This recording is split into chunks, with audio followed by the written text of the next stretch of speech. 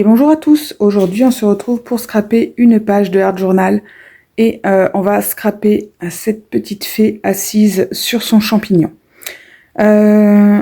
Pour cela j'ai décidé de deux couleurs, du bleu sur la quasi-totalité de la page et une pointe de rouge dans l'angle opposé puisque je vais coller voilà, ma petite fée ici à cause des découpes hein, pour suivre, on va dire, pour respecter, pour suivre les découpes de mon image. Et du coup, voilà, pour faire un petit rappel de rouge là-bas dans l'angle. Voilà, donc je mets du bruchot, donc du bleu, sur voilà, la quasi-totalité de ma page.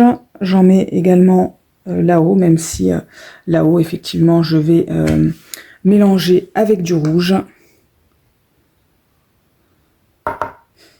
Voilà, mais je veux essentiellement du bleu. Ensuite, j'inonde ma page. Voilà. Donc, j'hésite pas à inonder hein, parce que c'est le fait que ça soit bien mouillé qui va faire réagir déjà les pigments de mes bruchots. Et puis, voilà, ça donne le ton de la page. Donc je sèche ensuite l'inondation que j'ai causée avec mon comment ça s'appelle, mon heat gun, et puis on se retrouve après parce que là ça fait du bruit, je vous coupe. À tout de suite. Donc ensuite on met des tampons de fond qu'on va mettre un petit peu partout pour décorer notre image. Donc moi j'utilise de l'encre noire et comme là ma petite fée elle est un peu style steampunk, eh bien je vais en profiter pour utiliser mes tampons de fond steampunk. Vous savez que le steampunk, moi j'aime beaucoup ça, j'en ai beaucoup, donc du coup j'en profite pour les utiliser. Alors les tampons de fond, c'est tous les tampons qui en général ne sont pas figuratifs, ou alors qui représentent des murs de briques, du bois, des boutons, enfin toutes les choses en général où on se dit oh là là, mais qu'est-ce que c'est que ça, je vais jamais m'en servir. Voilà, donc tout ça, ce sont des tampons de fond. Donc on s'en sert. Moi, en général, je commence toujours par les angles, mais bien sûr, il faut en faire partout. Donc voilà, c'est par habitude que je commence par les bords, hein, mais bien évidemment, je vais finir par en mettre également au milieu.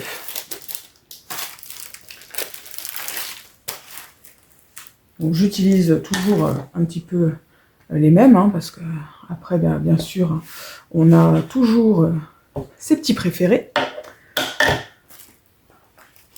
Donc, voilà, celui voilà, là avec les étoiles hein, que je viens d'utiliser, je l'utilise vraiment très très souvent, pour ne pas dire toujours. Donc voilà, on n'hésite pas, on en met partout. On n'est pas obligé aussi hein, d'utiliser le tampon dans son intégralité.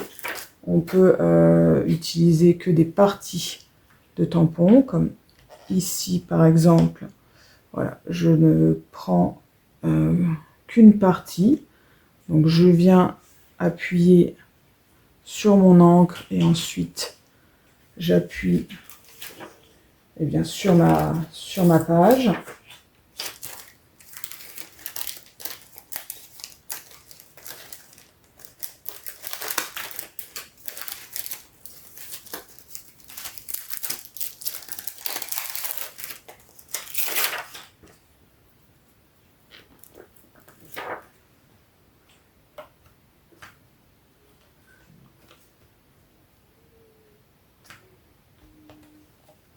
Voilà.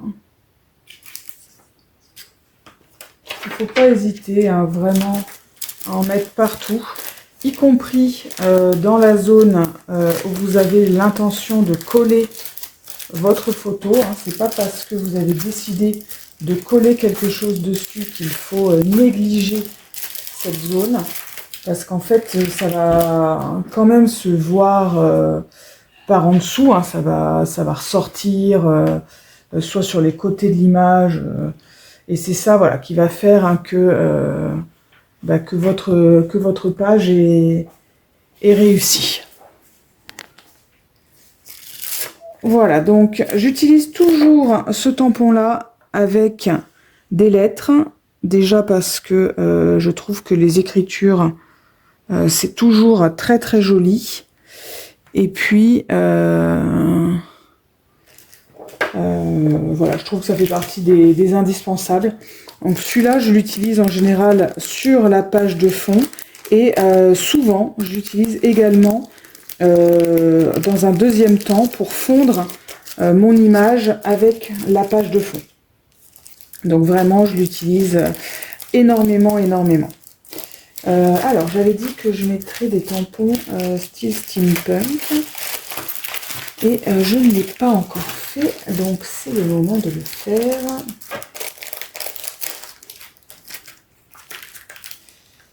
Alors, j'en ai vraiment pas mal. Quand je dis pas mal, c'est 3 ou 4 planches, hein. Mais voilà, c'est un style que je travaille souvent, hein. Si vous me suivez, vous le savez. Donc, bien évidemment, hein, quand on travaille régulièrement des choses, on s'équipe un petit peu dans ce domaine-là. Voilà. Et puis,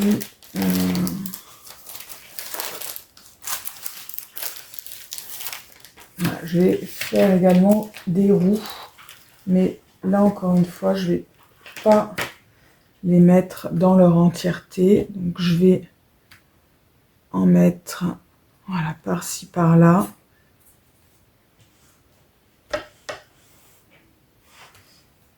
Voilà, juste quelques-unes. Voilà, j'ai utilisé la même, hein, j'ai tamponné à droite à gauche.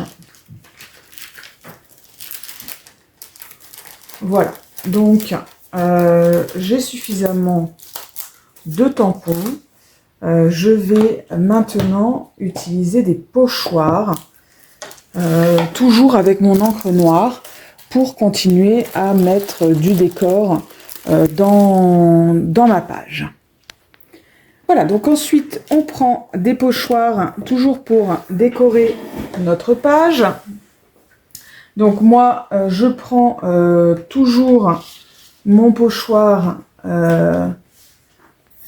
qui a des chiffres et des lettres. Voilà, je crois que mon encre,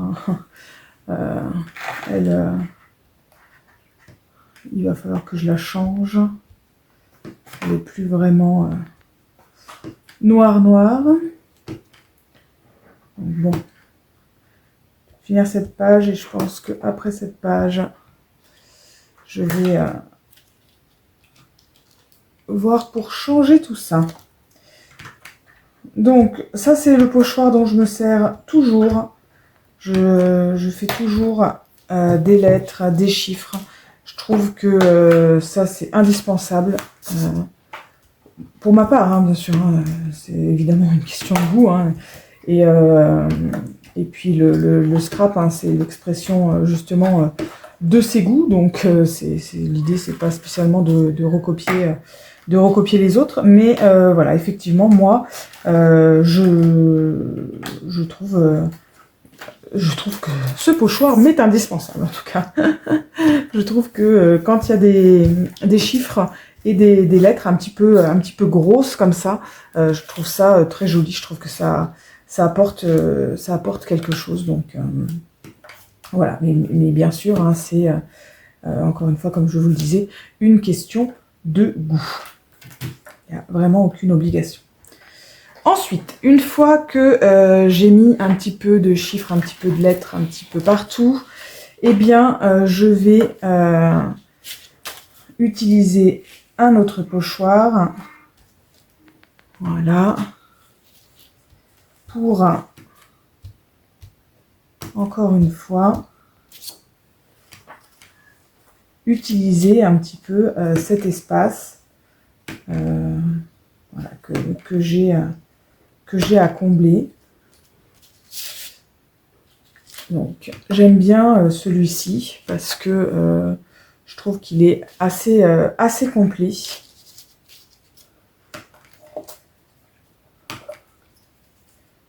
Il y a à la fois des lettres, il y a des signes. Le bateau, il peut être tout à fait géré individuellement, donc, et en partie. Donc, on voit vraiment pas que ça ressemble à un bateau. Vous voyez, je peux utiliser que les lignes, voilà, de cette façon-là, par exemple. Et voilà, du coup, ça occupe mon espace sans qu'on voit que c'est un bateau. Voilà, donc là, on est pas mal au niveau pochoir. Je vais me faire une petite ligne là, une petite ligne là. Et puis, ouais, j'avais dit que je ferais ça. Ces deux anneaux là, voilà, ça fait des petites bulles. De nouveau ici. Voilà. Et puis là, voilà, la double épaisseur ici. Voilà, là je pense qu'on n'est pas trop mal. Et maintenant, ça va être le moment de coller son image. Donc moi, comme je vous disais, hein, je vais venir la coller ici. Donc je vais la coller hors caméra. Et puis, on se retrouve tout de suite après pour finaliser la page. À tout de suite. Voilà, donc c'est collé. Du coup, maintenant, il va falloir qu'on intègre notre page, enfin notre image à la page de fond. Donc pour ça, on va utiliser tampon et pâte à structure que l'on va mettre à cheval sur notre tampon, sur notre image, pardon, et sur notre page de fond. Donc, vous voyez que là, par exemple, j'utilise voilà, un petit tampon écriture. Voilà, qui va venir se fondre un petit peu, fondre notre image dans la masse. Je vais également utiliser de la pâte de structure pour agrémenter le tout. Donc pour ça, il faut que j'utilise un pochoir. Voilà, donc j'ai choisi ce pochoir-là. Hop. Donc, je vais en mettre, bien sûr, sur mon pochoir à certains endroits. Et je vais également en mettre à cheval entre mon image et ma page de fond.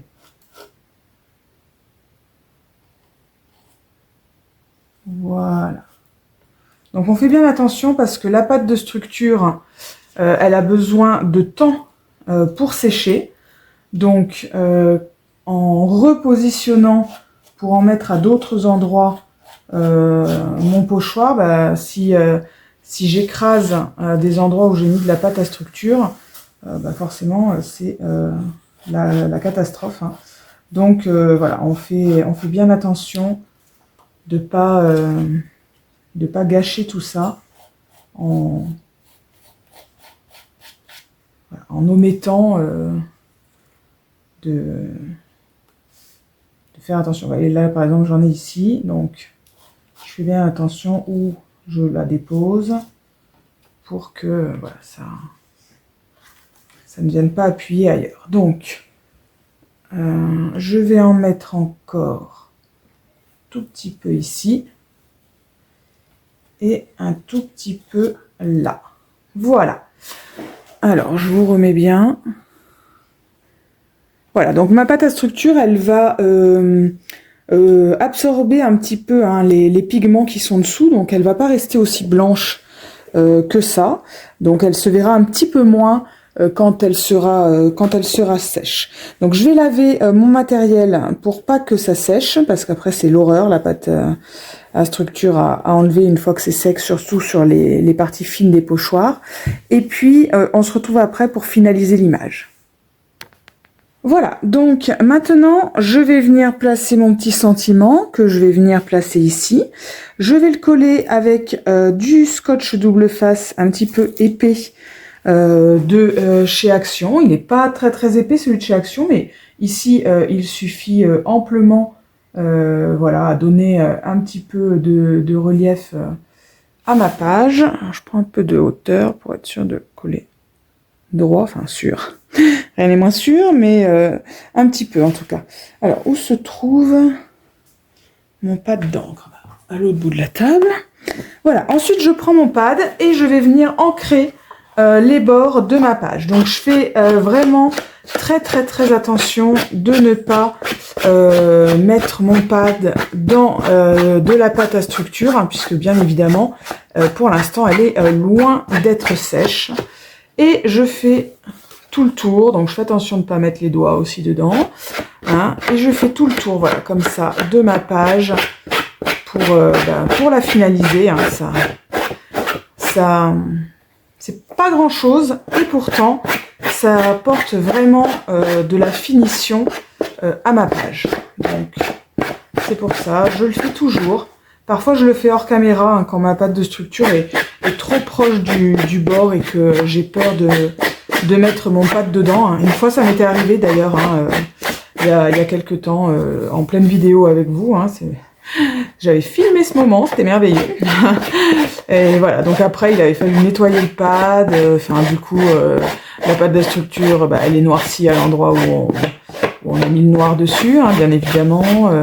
Heureusement, ça avait pas fait glisser la pâte de structure, hein, elle avait quand même conservé sa forme, la forme du pochoir que le pochoir lui avait donné, mais bon, voilà, on était quand même passé pas trop loin de la catastrophe.